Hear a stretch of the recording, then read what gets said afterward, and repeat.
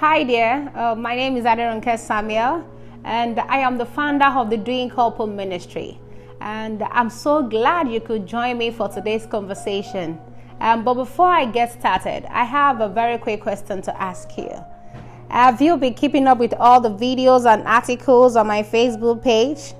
If not, what are you waiting for? Could you please head over to my page, Aderonke Samuel, to catch up on everything that I've shared there. And while you're there, don't forget to share with others so that they can also benefit from the lessons there. So thank you so much for your support as you do that. Okay, so now let's go into our topic for today. Our topic for today is a very common phrase, eye for an eye.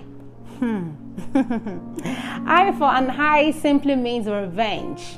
And it's about doing to others exactly what they did to us, especially when it's something very hurtful. So I would like to share a little story with you about myself. So come closer, don't tell anybody. There was a time in my life that I was an advocate for eye for an eye and tooth for a tooth. If someone treated me badly, guess what I would do? I'll return the favor instantly without wasting time. Sometimes even worse, because I couldn't rest until I made people feel the way they made me feel.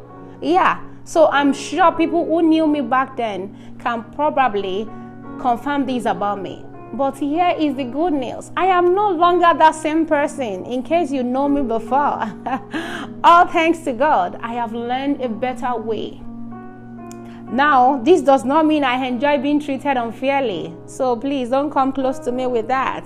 It just means that I have chosen to handle situations differently. And I'm sharing this because I know how awful it can be when people treat you poorly. But over time, I have realized that revenge isn't the solution. In fact, I believe it is childish to take revenge. And this brings me to those who may still practice eye for an eye, especially in their marriage. Yay! Practicing eye for an eye in marriage isn't good.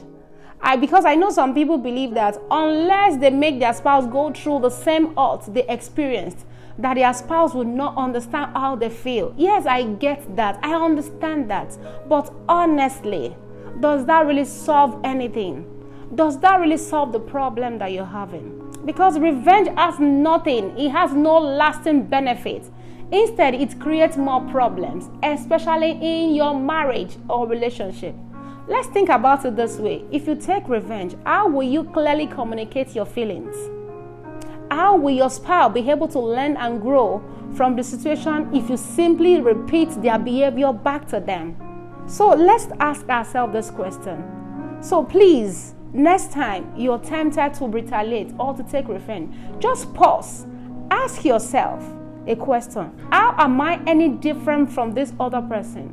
How am I any different from my spouse if I do the same thing back to them? In fact, someone who takes revenge is often worse.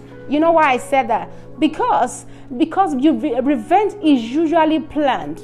And have you ever considered that the hurtful act that you are reacting to might not have been an intentional act? It could have been a mistake from your spouse and also could have been a misunderstanding. But if you assume that the reason why your spouse treated you badly was because the person is a bad person, then what do you call your own act of revenge? Answer the question. What do we call that? So it's something that I believe we need to think about. Although I know that this message might not sit well with everybody. Yes, I know that. And if it does not sit well with you, it might be because you haven't allowed God to work in your heart yet. That might be the reason. But I encourage you to invite God into your life to help you grow in grace and in maturity. Because maturity, as someone who is mature, will never take revenge. Let me be clear with you. Choosing not to take revenge does not mean you shouldn't express yourself when you're hurt. Not at all. You should express yourself when you're hurt. But your goal should be to communicate in a way that does not escalate the anger at all. So ask God to help you communicate more maturely next time instead of taking revenge. So, because I believe when you focus your energy on growth and understanding, you will find that it's far more productive than seeking to hurt someone back just because you are hurt. Remember, nothing good comes from two unhappy people, two unhappy couple. Because what will you gain if both you and your spouse end up being hurt? Answer that question. Answer it. What will you gain? But here is one simple strategy that I think can help. Avoid saying anything in the heat of anger. Take a moment to calm yourself down. Process your emotion and then address the issue thoughtfully. You will be amazed at how much this can help you. So please, next time, take your time. Don't just say, I'm going to give it back. So thank you so much for being part of today's conversation.